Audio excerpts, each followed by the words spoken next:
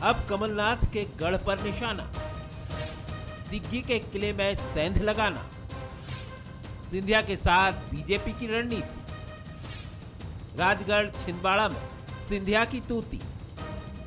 BJP ने सिंधिया के साथ तैयारी कर ली है, पार्टी ने रणनीति भी बना ली है।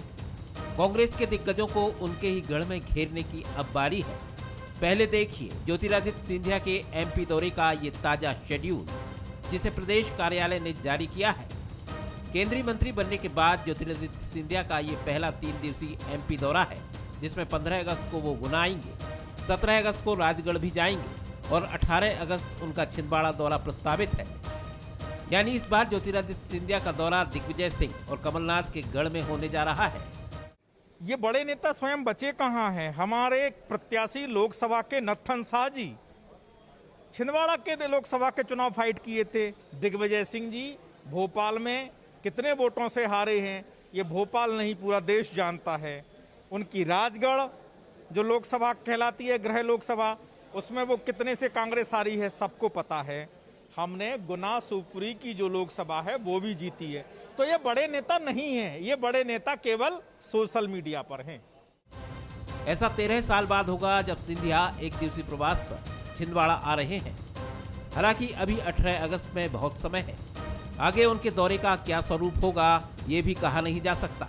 लेकिन ये तो तय है कि जिस ग्वालियर और चंबल पर कांग्रेस फोकस हुई है, उसी तरह अब बीजेपी राजगढ़ और छिंदवाड़ा पर केंद्रित होने जा रही है। इस बार पार्टी की रणनीति इसलिए भी मजबूत दिखती है क्योंकि वो कांग्रेस के दिग्गजों के गढ़ पर महाराज के साथ चढ़ाई करने जा रही है। अरे सिंधिया जी क्या सेंग लगाएंगे जो खुद अपना चुनावी क्षेत्र नहीं बचा पाए, जो अपने प्रतिनिधि से लाखों वोट चुनाव हार गए, जो खुद हरल्लों की गिनती में आते हैं। वे 9 बार के सांसद अजय योद्धा कमलनाथ जी के क्षेत्र में क्या सेंग लगाएंगे? छिंदवाड़ा लोकसभा क्षेत्र ऐसा क्षेत्र है जहाँ सभी विधायक कांग्रेस के हैं, देश में ऐसा क्षेत्र है। वहाँ सिंधिया जी जैसे पार्षद का चुनाव भी लड़ ले तो जमानत जब्त हो जाएगी। छिंदवाड़ा के आंकड़ों पर नजर डालें तो 2019 के लोकसभा चुनाव में नकुलनाथ ने बीजेपी के नत्थन शाह को 37,536 वोटों से हराया। वहीं 2014 में कमलनाथ ने बीजेपी के चंद्रभान सिंह को 1,16,537 वोटों से हराया था। वैसे 2014 और 2019 में कांग्रेस का यही वो गढ़ रहा जो मोदी लहर में बच गया। 2014 में तब सिंधिया भी कांग्रेस में थे, वो भी गुना से जीतकर लोकसभा पहुंचे थे। लेकिन अब हालात अलग हैं, सिंधिया बीजेपी में है, मोदी कैबिनेट में मंत्री हैं। सवाल यही है कि क्या सिंधिया बीजेपी का सपना पूरा कर पाएंगे? जानकारों की माने तो सिंधिया का आगामी राजगढ़ और छिंदवाड़ा दौरा फिलहाल कुछ करे ना करे, लेकिन कांग्रेस के दिग्गजों को विचलित जरूर करेगा।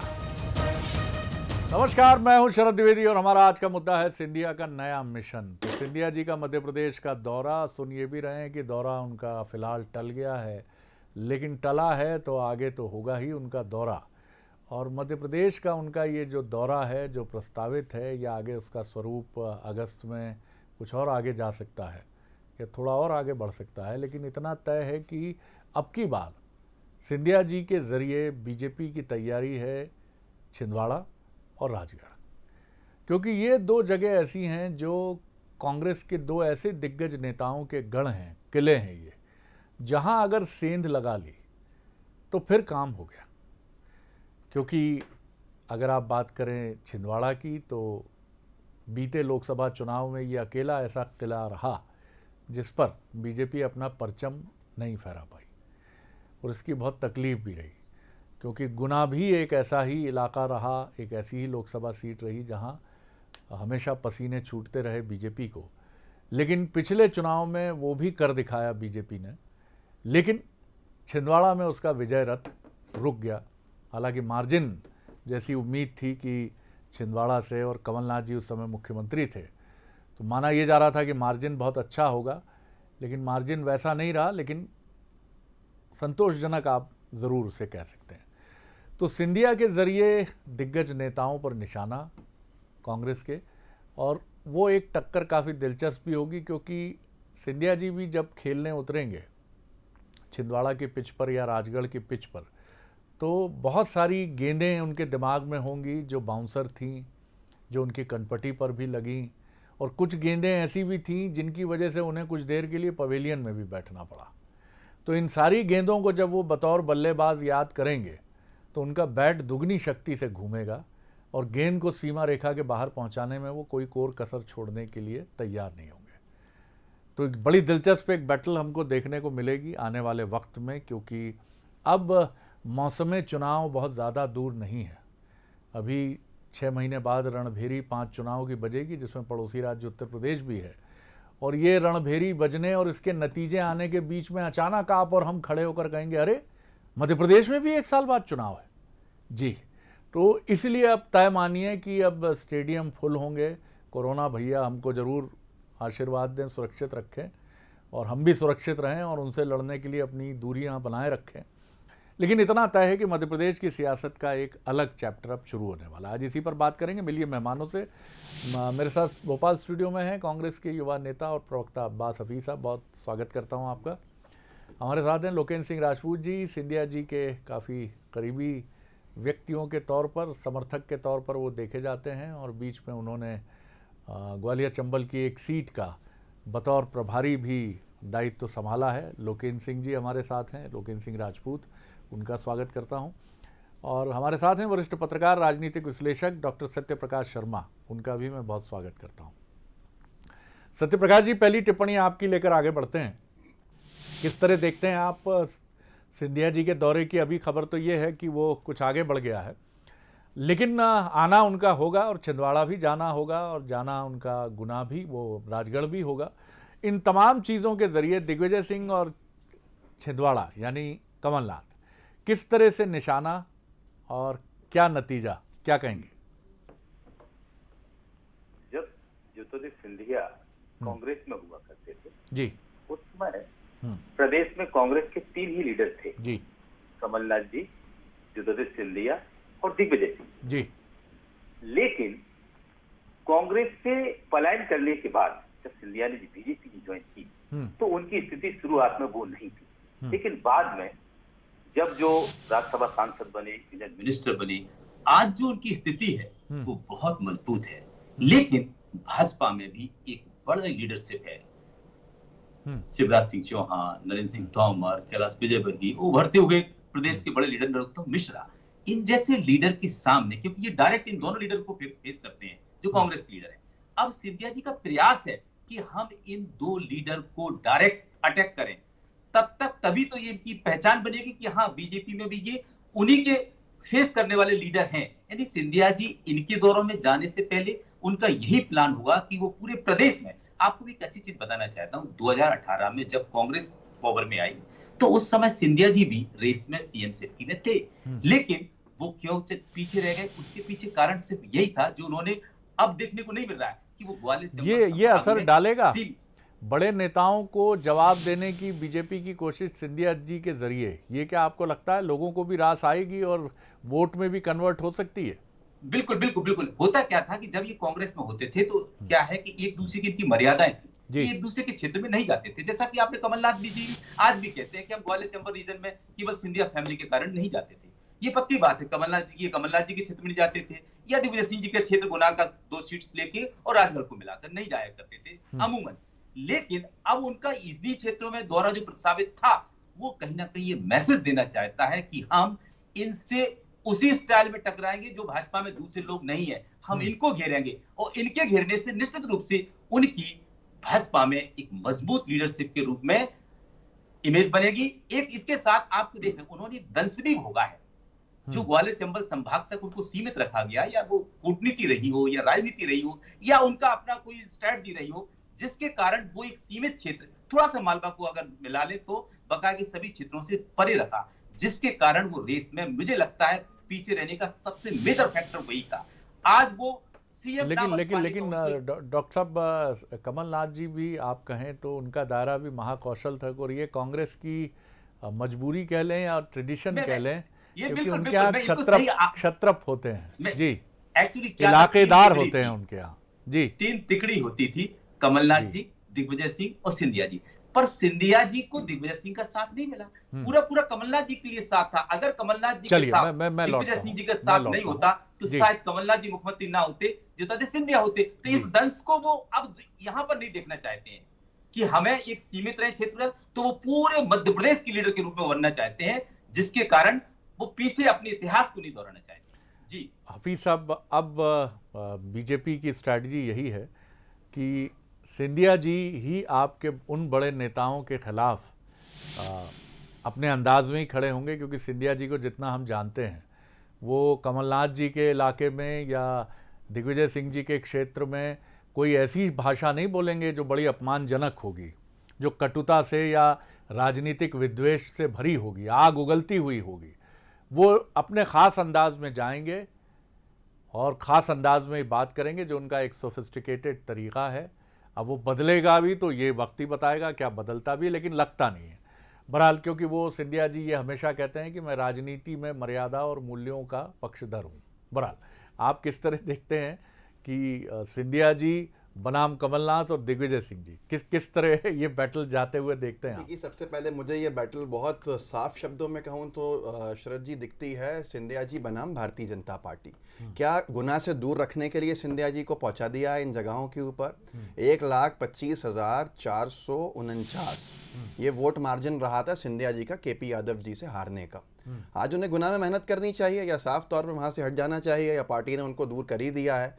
लोकसभा पहले बीजेपी कहती है कि भाई व्यक्ति विशेष की पार्टी है कांग्रेस पार्टी, व्यक्ति अपने नाम पे वोट लेता है। तो सिंधिया जी जो अपने नाम पे वोट का मार्जिन लेकर आए, तो आज उनको भेजा जा रहा है कांग्रेस के जो किले कहलाते हैं उन इलाकों को ढहाने के लिए। तो आप समझ सकते हैं कि भारतीय जनता पार्टी कितनी गंभीर है। क्या भाजपा ने पहले ही हार मान ली है, या सिंधिया जी की ज़रूरत उनको पूरे प्रदेश में नहीं है, उन जगहों पे है जहां पर वो जीतने नहीं वाले हैं, और गुनाह से दूर रखने की ये एक कवायद है।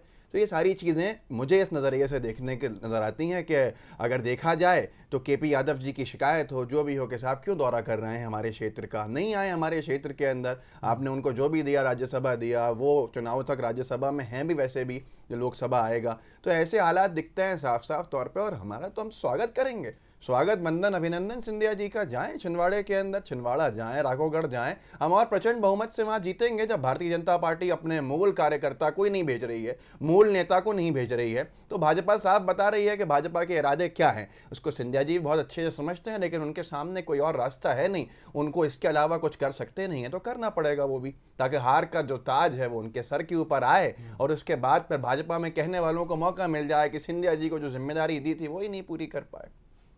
सुना लोकेन जी आपने, आपके साथी अब्बास हफीज साहब जो हैं काउंटर पार्ट आपके, उन्होंने क्या बात कही, आप क्या कहेंगे? जी हाँ, निश्चित रूप से सभी को आपको नमस्कार। जैसा कि बताया अब्बास जी ने, सिंधिया जी शायद उनकी जानकारी का अभाव होगा, एक बड़े जननायक है, जनता का समर्थन उनके पास है, और जब वो कांग्रेस में थे तब भी उन्होंने अपने समर्थन का एहसास कांग्रेस पार्टी को कराया था। जनता के माध्यम से सर्वाधिक सीटें उनके नेतृत्व में जीत के लाए थे, उनके चेहरे को दिखा करके चुनाव लड़ा गया था। और जब भारतीय जनता पार्टी में आए उसके बाद भी वो परीक्षा उन्होंने पास की, आप यकीन मानिए, आपने देखे भी है, लगभग सारी सीटें, चाहे वो ग्वालियर चंबल के अंचल की रही है, चाहे आसपास की रही है, जीत करके आए हैं। इससे बड़ा उदाहरण इनको शायद देखने को नहीं मिल सकता है। और जैसा कि आप लोग बता रहे हैं, जो आगामी दौरे हैं, निश्चित रूप से बड़े नेता है। भारतीय जनता पार्टी एक संगठनात्मक पार्टी है। यहाँ पर माननीय शिवराज सिंह जी मुख्यमंत्री हैं, हमारे विष्णु शर्मा जी अध्यक्ष हैं प्रदेश के, उनके नेतृत्व में, और श्रीमती सिंधिया जी के नेतृत्व में। यहाँ कोई एक लीडर ऐसा नहीं कह सकते कि इसका गढ़ है या इसका घर है। यहाँ पूरी भारतीय जनता पार्टी श्रीमती सिंधिया जी की है, और पूरे श्रीमती सिंधिया जी पूरी भारतीय जनता पार्टी के। वो छिंदवाड़ा भी जाएंगे, वो राजगढ़ भी जाएंगे, वो इंदौर भी जाएंगे, जहाँ जहाँ पार्टी उनको चाहे भी कि इनका उपयोग कर सकते हैं अपने जनता के लिए, वहाँ पार्टी के निर्देशों पर, पार्टी के इच्छा अनुरूप वो जाएंगे, दौरे करेंगे, और ये दौरे होते रहते हैं, क्योंकि बड़ा दायित्व। अब्बास हफीज साहब कुछ कहना चाह रहे हैं लोकेन जी? जी, ये कहने के अंदर अच्छा लगता है, पर असलियत दूसरी होती है कि सिंधिया जी के नाम पे हम चुनाव जीते और ये हुआ, और बहुत बड़े नेता हैं। लोकेन जी भी जानते हैं गुना का रिजल्ट। मैं फिर कहूँगा 1,25,549, ये मत जो है ये डिफरेंस है वहाँ का। मैं फिर कहूँगा, अपने लोकसभा क्षेत्र में तो पहले मेहनत कराई है उनसे, उनके लोकसभा क्षेत्र को तो मजबूत कराई है। फिर ये बड़े बड़े टॉल क्लेम्स जो होते हैं ये सुनने में अच्छे भी लगते हैं। जो व्यक्ति का आप कहते हैं कि साहब पूरे मध्य प्रदेश की सीटें उन्होंने बढ़वा दी और उसके ऊपर वो अपनी खुद की लोकसभा हार जाए, ये पछता नहीं है लोगों को। तो अब ये बहुत पुरानी चीज़ें भी हो गई, अब तो साबित करने का समय है। लेकिन अगर ऐसे आप कराएंगे, सिंधिया जी को दूसरी जगह भेजेंगे, तो वो अपनी लोकसभा क्षेत्र मतलब साफ तौर पे आप संदेश दे रहे हैं कि अब आपके लिए लोकसभा नहीं है जी। अब तो आप ये काम कीजिए। लोकेन जी लड़ेंगे गुना से। सोचना है वो एक लोकसभा के लिए नहीं बन गया, 29 लोकसभा उनके लिए है और 29 लोकसभा पर वो दौरे करेंगे। हास्यास्पद है। और तकनीकी रूप से अगर आपको बताएं तो आपकी जानकारी के लिए गुना लोकसभा भी भारतीय जनता पार्टी के ही पास है। वहीं से भारतीय जनता पार्टी केपी यादव जी सांसद हैं, माननीय राज्यसभा सांसद हैं। किसको हरा के ली थी आपने? हार जीत एक लोकतंत्र का तरीका है। इसमें किसको हरा के ली थी आपने वो गुना लोकसभा? मेरा छोटा सा सवाल है, वहाँ कौन था जिसने जनाधार खो दिया था? मेरा छोटा सा सवाल है। नहीं, ये जनाधार जीत हार पर निर्भर नहीं करता है। 10-20 वोट कभी कम आते हैं, कभी ज्यादा आते हैं, जीत के मार्जिन बढ़ते हैं। ये लोकतंत्र का एक हिस्सा है और सभी लोग जो लीडर है इस परवरिश में पले हुए हैं, आप जानते हैं चीजों को। अगर हार जीत को आप मोहरा बनाएंगे तो आपके तो सर्वश्रेष्ठ लीडर जो है, सर्वोच्च लीडर, वो हार चुके हैं। तो क्या कांग्रेस खत्म मान लेते हैं हम लोग? आप पूरी लोकसभा हार चुकी है तो कांग्रेस खत्म मान लेते हैं। चलिए, आपको मैं धन्यवाद करूंगा कि आपने इस बात को स्वीकारा है, कांग्रेस ना खत्म हुई है ना हो रही है। ये अच्छी चीज है, अच्छे संकेत हैं। धन्यवाद। नहीं, इसको स्वीकारना ही ज़रूरी है क्योंकि और बीजेपी ये चीज़ हमेशा ही मानती है। लोकेन जी की इस बात में दम है कि पार्टियां या व्यक्ति क्या जीत हार से मान लें कि इंदिरा गांधी जब हारी तो ख़त्म हो गई उनकी राजनीति, या राहुल गांधी जब उत्तर प्रदेश में अपनी जड़ सीट से हारे तो उनकी राजनीति ख़त्म हो गई। ऐसा नहीं होना चाहिए। अटल बिहारी वाजपेयी जब हारे, दिग्विजय सिंह जब हारे, लाल कृष्ण आडवाणी जब हारे तो क्या उनकी राजनीति ख़त्म हो गई? और कौन सा ऐसा दिग्गज है राजनीति का देश की जो ना हारा हो? अटल जी जैसे व्यक्ति हारे, आप कल्पना कर सकते हैं कि अटल जी जब हारे होंगे तो किस तरह का हाहाकार मचा होगा पार्टी में। लेकिन ये चीज़ें होती हैं। महत्वपूर्ण बात यह है कि आप वापसी कैसे करते हैं। जैसे आउट ऑफ फॉर्म होने के बाद एक बल्लेबाज शतक बना के जवाब देता है, सिंधिया जी के सामने भी चुनौती यही है और चुनौती ये रही। और उन्होंने अभी आप कह सकते हैं कि वो उन्होंने जो वापसी की बीजेपी में उसकी वजह से सारी चीज़ें हैं। लेकिन सिंधिया जी भी ये जानते हैं कि 2023 और 24 उनके कैलिबर का परीक्षण करेगा। आप किस तरह देखते हैं डॉक्टर सत्यप्रकाश से? शरद जी, आपने बहुत अच्छी बात कही है। ये चीज बिल्कुल सही है। किसी भी राजनेता के बारे में हार जीत उसका किसी भी बैटल ग्राउंड में ये निर्भर नहीं करती कि वो लीडर किस लेवल का है।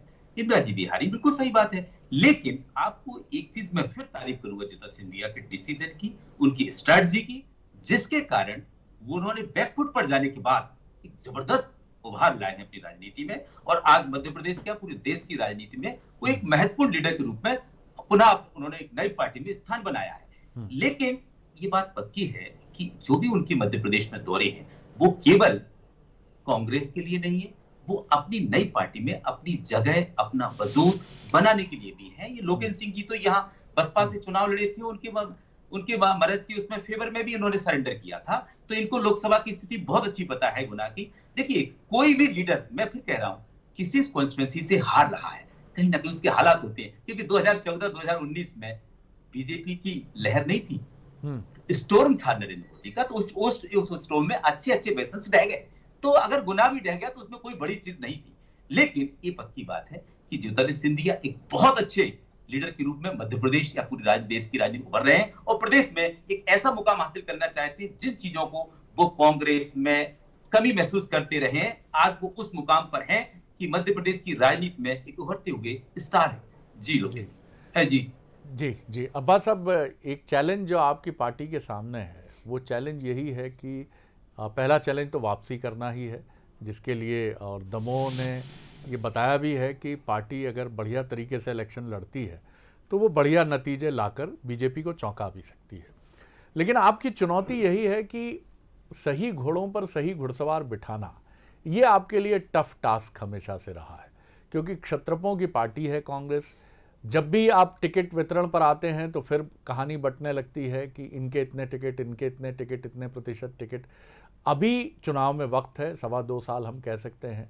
इन 2.25 सालों में क्या एक एकजुट कांग्रेस, संगठनात्मक रूप से मजबूत कांग्रेस हम देखेंगे? 2018 में शरद जी सर्वेस के आधार के ऊपर टिकट वितरण हुआ और आपने परिणाम भी उसका देखा। अभी से कमलनाथ जी के सर्वेस चालू हो चुके हैं, जगह जगह क्षेत्र में कौन सक्रिय है, किसकी कितनी स्वीकृति है, वो सारी चीज़ें देखी जा रही हैं, वो पैमाने देखे जा रहे हैं और अभी से तैयारी में है पार्टी। आज सबसे बड़ी चीज़ ये है कि आप आने वाले समय में जब टिकट वितरण देखेंगे तो आपको साफ समझ में आ जाएगा, जो जनता की पसंद है वही कांग्रेस का कैंडिडेट रहा। आपने दमोह के अंदर देखा कि हमने किसी भी इस तरह का चेहरा नहीं, बल्कि संगठन के नाम पर और संगठन के चेहरे पर चुनाव लड़ा। हमने पार्टी के नाम पर चुनाव लड़ा, सिंबल पर चुनाव लड़ा और उसके परिणाम भी देखने को मिले। आने वाले उपचुनाव में भी ये स्थिति साफ होगी। लेकिन सबसे बड़ी चीज़ मुझे डॉक्टर साहब की एक बात के ऊपर थोड़ी सी उसके अंदर मुझे समझ में नहीं आई। मेरी नज़रिया अलग हो सकता है क्योंकि हमने सिंधिया जी के साथ भी काम किया, हम सिंधिया जी हमारे बड़े नेता भी रहे हैं, मार्गदर्शक की तरह भी रहे हैं। तो आज सबसे बड़ी बात यह है कि जो काम वो कर रहे हैं, ये काम तो कांग्रेस पार्टी ने उनको स्वतंत्रता के साथ दिए हुए थे कि आप पूरे मध्य प्रदेश को संभालिए, आप मध्य प्रदेश में जाइए, जगह जगह। वो महल की राजनीति तब छोड़ते नहीं थे, जो कांग्रेस पार्टी कहती थी कि जनता के बीच में जाइए। लेकिन आज जब वर्चस्व के ऊपर आई है बात, तो कांग्रेस पार्टी की जो बात थी आज उसको उन्हें भाजपा में पूरा करना पड़ रहा है। तो यहाँ तो मनाही नहीं थी ना सिंधिया जी को, किसी ने रोक दिया था कि नहीं साहब सिंधिया जी आप जनता के बीच में नहीं जाएंगे, आप कहीं और नहीं जाएंगे। ये तो क्षेत्र विदिशा हो गया, इंदौर हो गया, ये तो बिल्कुल खुले उनके क्षेत्र थे, यहाँ भी नहीं जाते थे वो। तो ये सारी की सारी वर्चस्व की लड़ाई है, जनता बहुत अच्छे से समझती है। आने वाले समय में बहुत कुछ साफ हो जाएगा। लेकिन ये पार्टी का आंतरिक मामला है, हमें कोई अधिकार नहीं है वो जहां चाहे सिंधिया जी को भेजें, जैसा चाहे उनका इस्तेमाल करें। आने वाले समय के अंदर जनता जो है वो भाजपा को पसंद ही नहीं कर रही है, तो कोई भी कुछ भी कर ले। लोकेंद्र जी, बीजेपी के साथ चलते हुए सिंधिया जी की चुनौती ये है कि बीजेपी ने जिस तरह से गर्मजोशी से हाथ बढ़ाकर, गले लगाकर सिंधिया जी को अपना बनाया है, सिंधिया जी ने भी तुर्की ब तुर्की उसका उसी शैली में जवाब दिया है। यहाँ तक तो हम इस दलील से, इस तर्क से पूरी तरह सहमत होते हैं कि शक्कर और दूध की तरह ये दोनों एक दूसरे में घुल मिल गए हैं। लेकिन आगे की चुनौतियाँ भी खड़ी हैं, क्योंकि लोकेंद्र सिंह राजपूत भी हैं और उनके साथ ऐसे सैकड़ों हज़ारों समर्थक भी हैं जो सिंधिया जी के साथ ही बीजेपी का हिस्सा हो गए हैं। और गलबहियाँ या लाल कालीन मुखिया के लिए तो बिछा दिया जाता है, लेकिन फिर सवाल ये होती है कि जो हमारे साथ आए हैं और अब उनका बीजेपी में एक महत्वपूर्ण स्थान उनका भी धीरे धीरे बनता चले, वो भी आगे बढ़ते चलें, वो भी अपना मुस्तकबिल, अपना भविष्य देखें। ये सारी चुनौतियां 2023 में काफ़ी बड़ी होकर सामने आ सकती हैं। सिंधिया जी के लिए नहीं, आप जैसे जो उनके समर्थक हैं बड़ी तादाद में हैं, जो अब बीजेपी का हिस्सा हैं, उनके लिए। जी निश्चित रूप से शरद जी बड़े लीडर हैं, जननायक हैं, और जैसा कि अब साथ में हमारे यशस्वी मुख्यमंत्री जिस प्रकार की योजनाओं को जन जन तक पहुंचा रहे हैं, जनता को दे रहे हैं, सौगातें कई सारी आपने देखा अभी, काफी सारे उद्यम धंधे, जैसे उद्यम में आपने देखा पिछले हफ्ते काफी सारे लोगों ने निवेश किया है। और ये जो शिव ज्योति एक्सप्रेस बन गई चुनाव के समय से, शिव ज्योति एक्सप्रेस ऐसे ही निरंतर अविरल चलती रहेगी, जनता के हित के लिए कार्य करती रहेगी। जिस पार्टी को अपना काम करना है, कांग्रेस हो अन्य पार्टियों करें, वो उनका अधिकार है।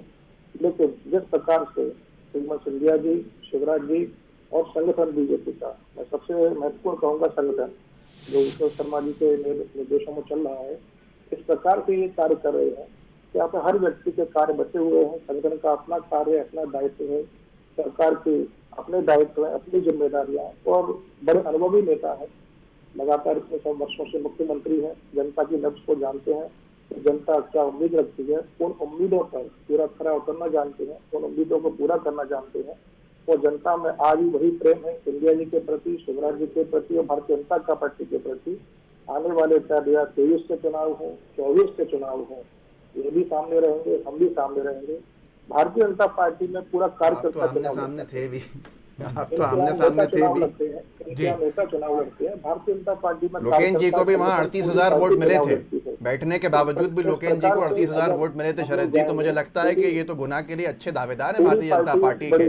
अगर बैठने के बाद 38,000 वोट मिल सकते हैं सिंधिया जी के खिलाफ, तो मतलब एक बड़ा वर्ग है जो सिंधिया जी से संतुष्ट है और लोकेंद्र जी के साथ। यही तो बीजेपी की ताकत है कि सिंधिया जी नहीं, लोकेंद्र जी भी अब बीजेपी का हिस्सा हैं और जिसमें भी संभावना दिखी वो बीजेपी के साथ हो गया।